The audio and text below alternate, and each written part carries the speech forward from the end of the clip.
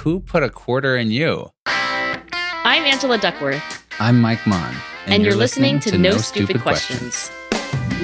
Today on the show, how accurately do we see ourselves? When you ask people, are you an average driver? Oh my gosh, everyone's a great driver.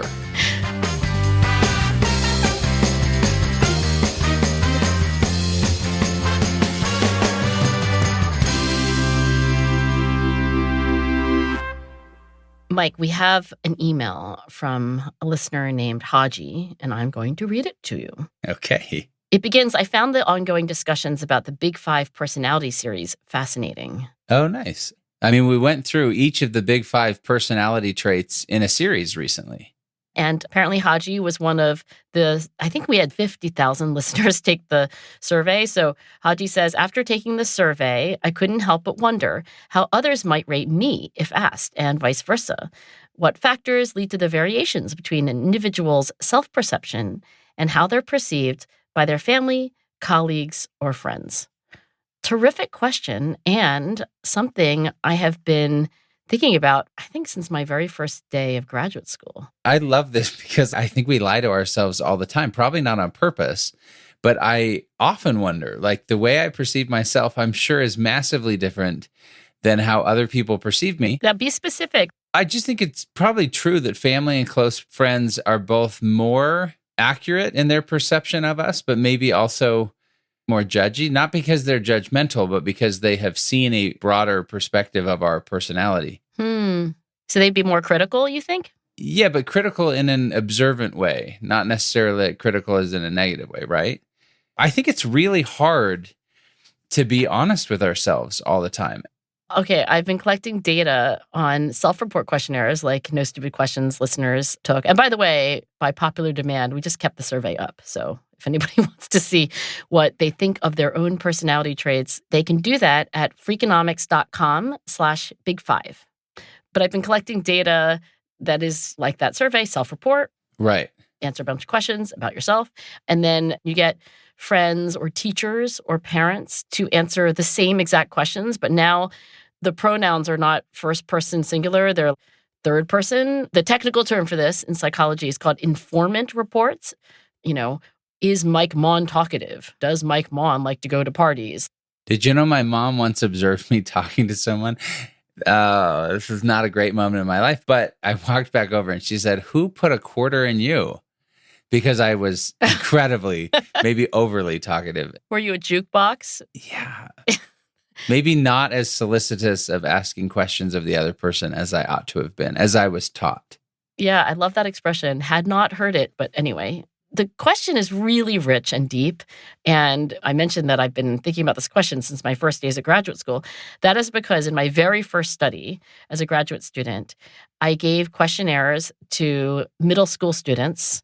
Actually, 8th grade is about the first grade where somebody can kind of reliably answer these questionnaires. Before that, kids tend to be very egocentric. So when you ask them, like, are you talkative? They don't do what they're supposed to do, which is to compare themselves to other kids.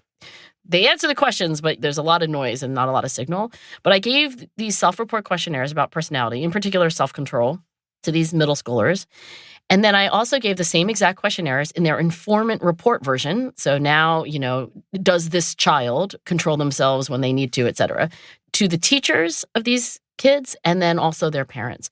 And Mike Maughan would not be surprised that when you get all the data back, one way you know how much signal there is and how much noise is whether the scores for that particular way of measuring self-control correlate with the others. And in fact, parent ratings of self-control are the least correlated with... Really? Yeah. I mean, it's not that there's no correlation, but they don't predict outcomes as well as... Wait, let me clarify. So parents are the least able to accurately determine? That would be my read of the data. Okay, I just want to make sure I was understanding. It's like you would expect them to know the kid best, right? They've changed their diapers. They've seen them for much longer than their teachers. I mean, who doesn't know you but your mother? Yeah, is it that we all think our kids are the best? I can't remember whether the averages were higher, because that's one way you would know. Like, oh, the parents are rating these kids like 4 out of 5, and the teachers are rating them like 2 out of 5 or something like that. But they just didn't relate to other things very well. And I found that over and over again.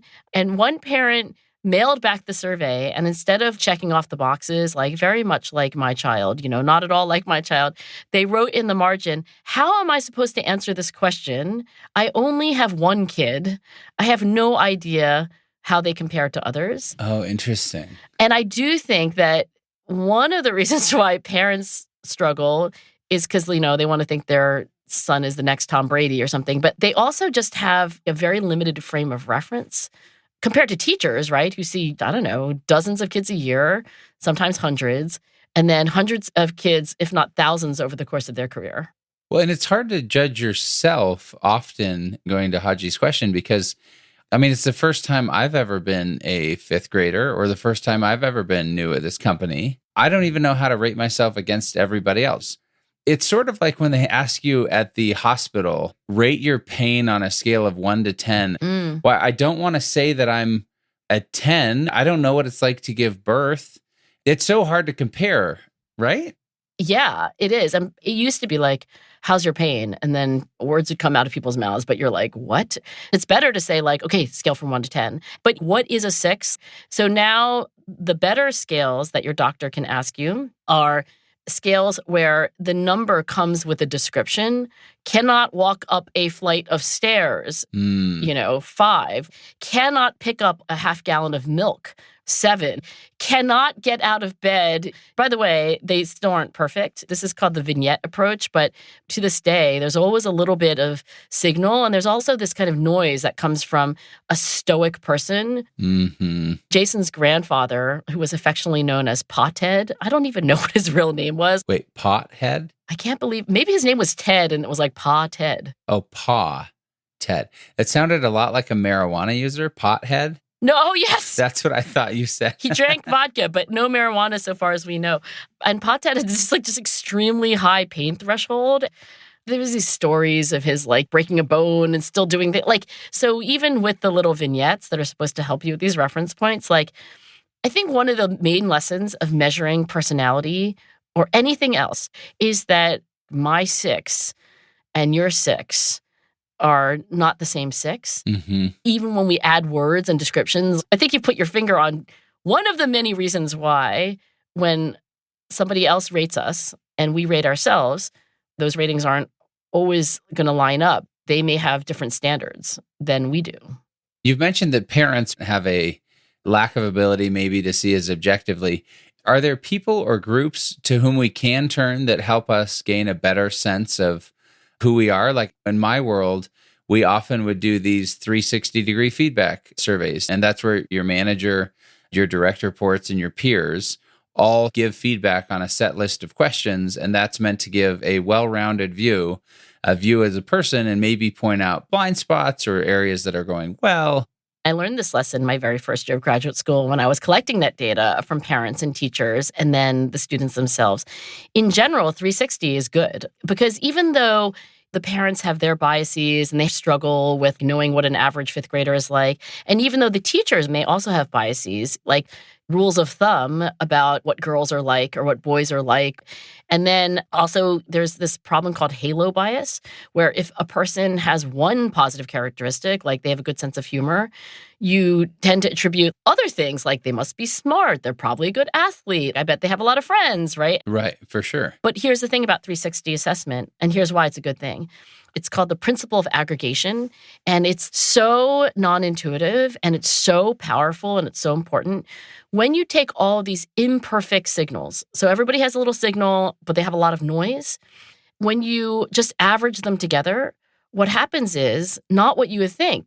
Instead of getting more noise, you actually get a lot of signal because the noise kind of like cancels out. And so 360 assessment is essentially what I did in my first year of graduate school. I just averaged together all the ratings. And even though each one was imperfect, their collective signal was a lot stronger than any one element alone. So I think employers should keep doing 360s. I think that's also something we should do when we hire people, right? Like, don't call one reference. Right. Oh my gosh. Such a rookie error. I make it all the time, though. Well, also, don't just call the references that they give you. You know what question that Louise Maughan, who was the last chair of the board that my nonprofit Character Lab had, the question that he likes to ask when he's doing reference checks, would you hire that person again? That's a great question because at the end of the day, it says so much. Do you think that your close friends, if they filled out the Big Five personality inventory, let's say you average it together like your 8 friends, do you think that if the scores came out differently for the 8 friends who know you best, would you think that that is better evidence of who you really are than your own ratings? Like they came out differently than my scores, not differently than each other. Yeah. And by the way, when you take these ratings, they very often don't line up perfectly. Right. But let's take the average of them, right? Let's use the principle of aggregation and let's get the Mike Maughan friend score. And say they thought you were really high in openness to experience and you thought you were lower than they thought. Who would you believe? I think that I would want to believe them because I would think that maybe I'm engaged in, I don't know what it's even called, but a self-perception bias. Is that a thing? Sometimes it's called self-serving bias. Well, because I think to some extent we answer these things aspirationally, or we all have selective memory, or we have a willingness to kind of glorify the past, forget the things that were hard or bad. And I wonder if in our own taking of these questionnaires, we tend to focus on the most proximate experiences that are coloring things. Or, I'm thinking of my best self when maybe they're thinking of my whole self. Everyone who takes Psych 1, intro psych, is taught that we can be biased to say we're better than average, right? And we often teach these introductory psychology students that when you ask people, are you an average driver? Oh my gosh. Are you better than average, worse than average? Everyone's a great driver. Except for me, by the way. I would raise my hand and be like, I'm a terrible, terrible driver. You don't drive. Yes, then again, I'm not really a driver. Okay, fair enough. But everybody can't be better than average, so you must be deluding yourself. Right. Well, a few years ago, there was this meta-analysis. So these scientists took all of the data that had been gathered that they could get on self-report personality scores, like the ones that we've been collecting on No Stupid Questions from our listeners, and then informant report about that person. And if there really is this strong self-serving bias, the average scores for positive traits like conscientiousness or agreeableness, they should be higher for self-report than for informant report. Uh-huh. So I read this and I was really surprised. What they found from, over 30,000 data points across 150 samples is that there is really not much difference between the average scores of people's self-report, Big Five personality, and informant report. So there wasn't strong evidence. There was one exception, which we can talk about, but in general, they're like, nah, maybe people are not as prone to self-serving bias as we teach in Psych 1. Interesting. Is that true maybe just of rating your personality versus other factors? Because I would imagine there are other areas that we are pretty self-deluded. I don't know. This study was only on personality, but it's a good question. The Big Five, as you recall, it's extroversion, openness to experience, agreeableness, conscientiousness, and then neuroticism. Mm-hmm. Most people have a lean. They would like to be more agreeable. They would like to be more conscientious. Right. They're not exactly neutral. But in general, this big meta-analysis says if there is a self-serving bias for personality, it's not nearly as big as we thought it was. There was only one of the Big Five where... Which is which one? It's the one that our listeners are the highest. So the average score for Big Five openness to experience, I mean, you won't be surprised, that is really high for our listeners. I think that's the kind of person who likes to listen to a podcast called No Stupid Questions. And on that particular Big Five personality trait, we tend to rate ourselves a little higher in that than, actually, it turns out really only than strangers. We don't show much self-serving bias when it comes to personality. Interesting. Mike, you and I would love to hear our listeners' thoughts on self-perception. Do you think you see yourself the same way others see you? Why or why not? Record a voice memo in a quiet place with your mouth close to the phone and email us at nsq@freakonomics.com. Maybe we'll play it on a future episode of the show. And if you like the show and want to support us, the very best thing you can do is to tell a friend. You can also spread the word on social media or leave a review in your favorite podcast app. Still to come on No Stupid Questions. What's the difference between self-perception and self-awareness? You don't want to have somebody who's like, I'm great. I don't have to work on anything because I'm without weaknesses.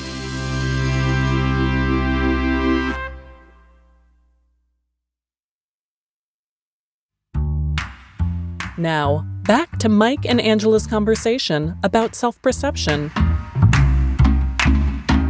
So, Ange, I will just say on a personal level at work, I've found that when I'm working with individuals who I would at least deem relatively self-aware, then the teamwork works much better. Everyone's able to flow together much better. We are able to coordinate more strongly. We make better decisions because people are aware of where they can contribute, but also that they have limitations and they need other people to contribute as well. When I've been working with individuals who lack this same level of self-awareness regarding strengths or weaknesses, it just never functions as well.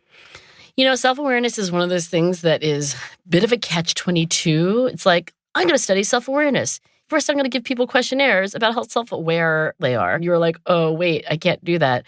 It's hard. It's like a slippery fish.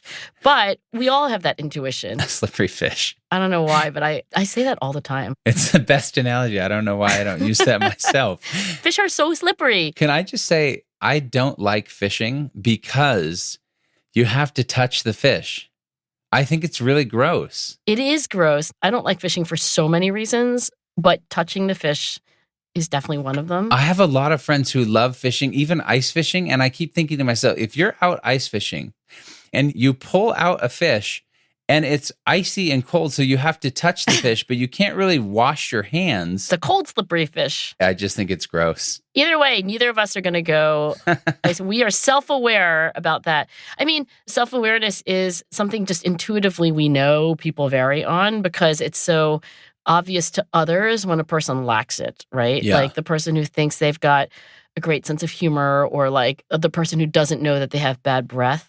Or I think about this sometimes when someone's talking really loudly, and I'm sure this happens when I'm talking really loudly. Or a close talker. The close talker, often the spitter. Oh, gross. I was just at what was I at? It was like a reception for something, and I was like hovering around the hot table where there was like the deep fried whatever.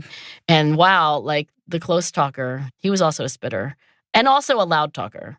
And I'm not sure that gentleman had much self-awareness. Yeah, and I think the kindest thing we can often do is give feedback. So you're talking about a close talking spitter who was loud.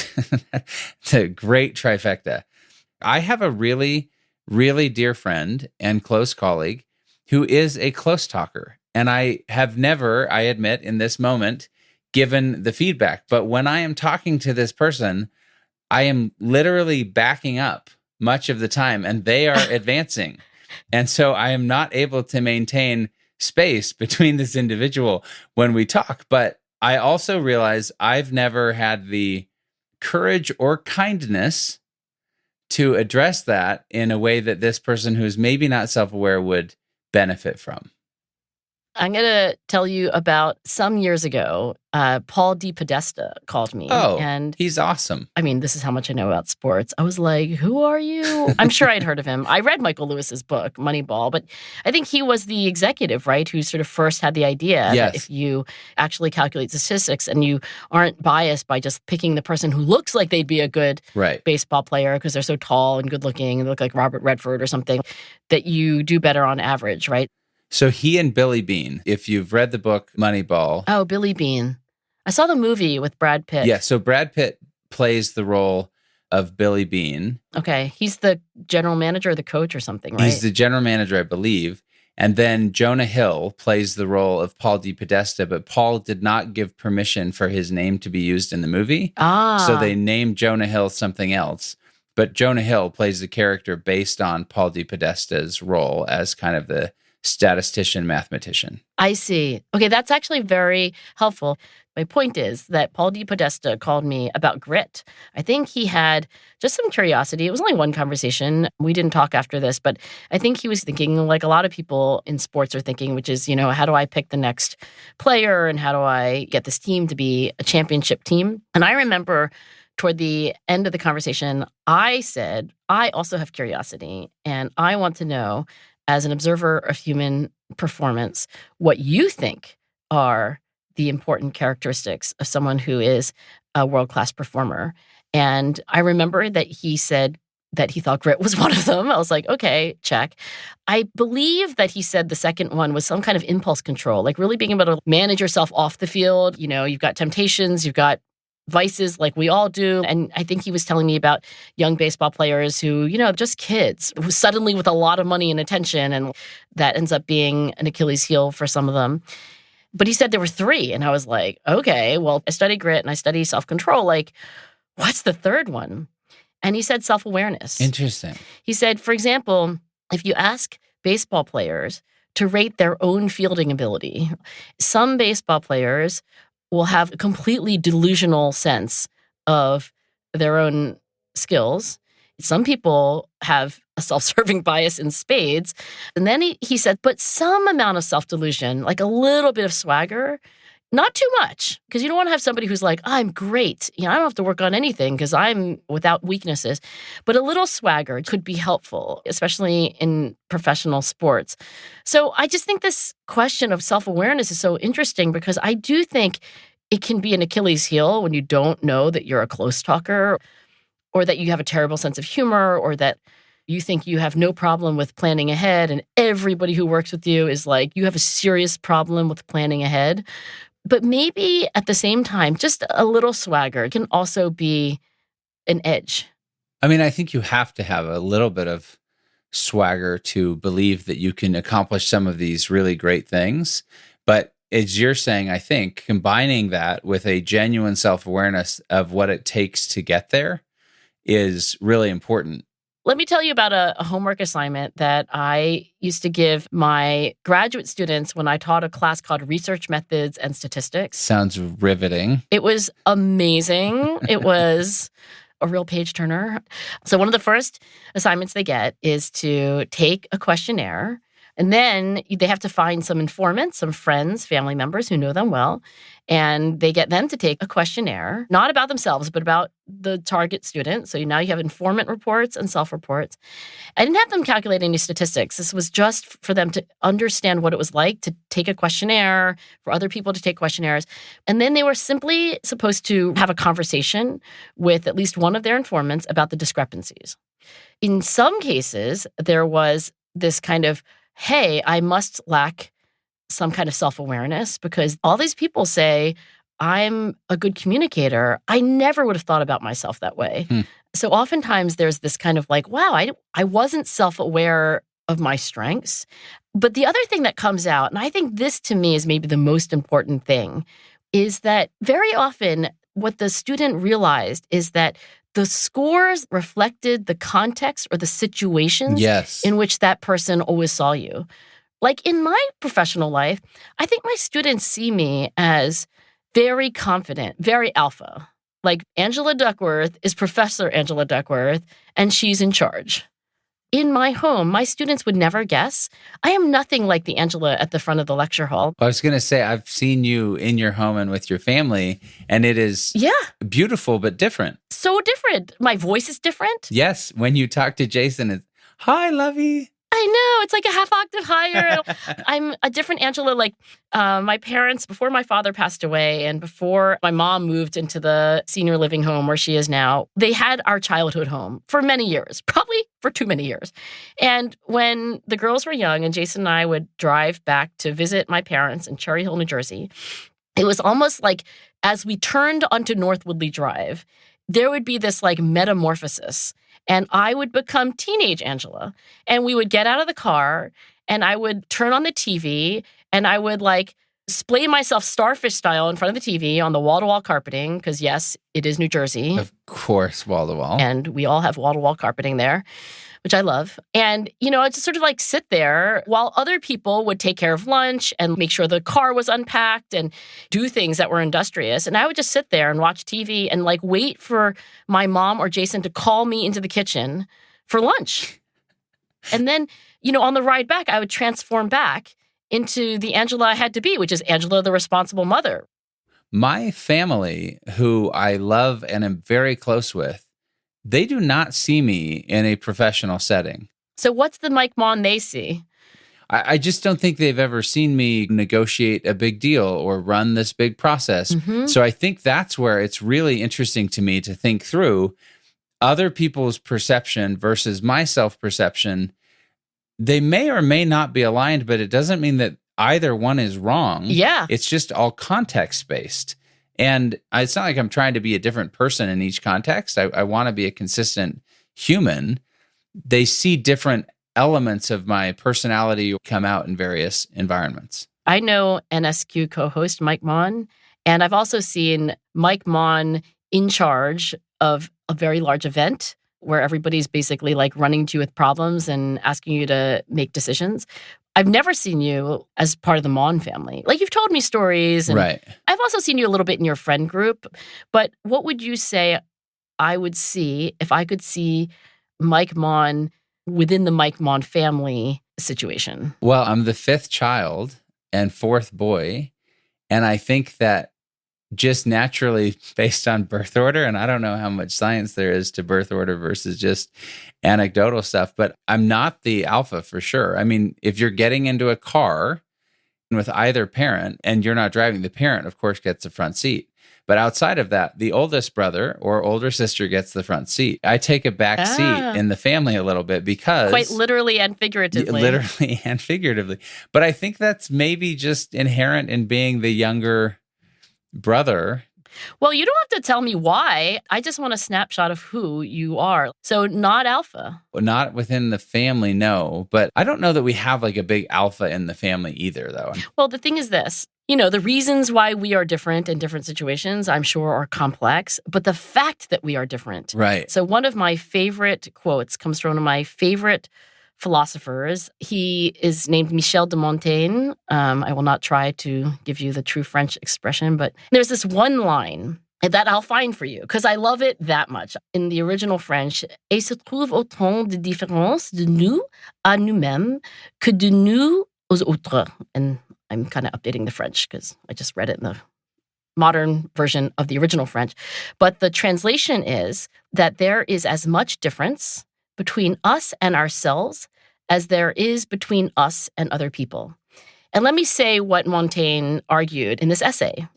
He said, when I think about human behavior, when I think about human nature, the mistake that we often make is that when we think of other people, we just think of them kind of monolithically, like who is this person and what is their character? And what we are blind to is how much variability there is in that same person. There are multiple Mike Maughans. I mean, he didn't say that, but if I apply it to our current conversation, and there are multiple Angelas. So I think this idea of multiple selves, that we are as unlike ourselves because we have so many versions of ourselves, then we are unlike other people, I think is beautiful and profound. And I think Montaigne is right. I think we ignore that when we make judgments about other people. I love that line that we're as different from ourselves as we are from other people because of these multiple selves. Can I share with you one trick that I have learned, at least in terms of understanding my own self-delusion in an attempt to develop better self-perception? Yes, please. This came from an article I read in the New York Times, but it was just the idea of ask yourself not why, but what.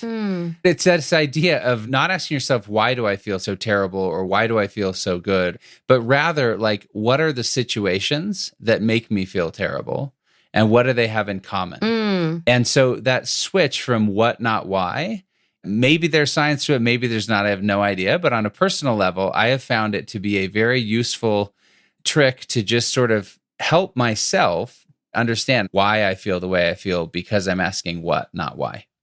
I want to end with this story because we were recently talking about Danny Kahneman. So I mentioned to you recently that there was a service at Princeton, a sort of celebration, I should say, of his life, and that many people who had worked with him came up one by one and spoke. But the first person who spoke was Barbara Tversky. And Barbara Tversky was married to Amos Tversky, Danny's longtime collaborator. She is, by the way, a super, super influential psychologist in her own right. But toward the very end of Danny's life, Barbara was Danny's partner. And I loved her remarks best. It was like a poem. And she said there were many Dannys. There was the mercurial Danny that she first met when she and Amos were, like Danny, very young and just dating. The Danny who just was practically jumping up and down with excitement about an idea. And there was also the Danny who could get incredibly down and pessimistic about whatever project he was working on and the success that he was surely not going to have on this particular thorny question. But then there was also the generous Danny, who was a completely altruistic, selfless mentor to others. And then she said there was the Danny that I got to know in the last few years, and that Danny was such a gentle, kind, joyful Danny. And that's the Danny I'll miss most. I thought those were the most beautiful remarks because they were the most perceptive, not about the Danny Kahneman, but the Danny Kahnemans that existed across the chapters of his life, but even within the chapter of a life. And when we think about the many selves that we are, we can ask ourselves, which selves do I want to show up more in the next chapter than maybe in the last one? And then put ourselves in the situations with the people and in the places that bring out our best. So maybe, Haji, it's less about our self-perception versus how others perceive us and more about the fact that there are lots of different selves. Oftentimes we ask the question, which mirror is the best mirror? Like my self-perception, or do other people have the right perspective? But I would say to Haji that if you take away one thing from the science of self versus other perception, the act of looking in mirrors, plural, I think is a very healthy one. Coming up after the break, a fact check of today's episode and stories from our NSQ listeners.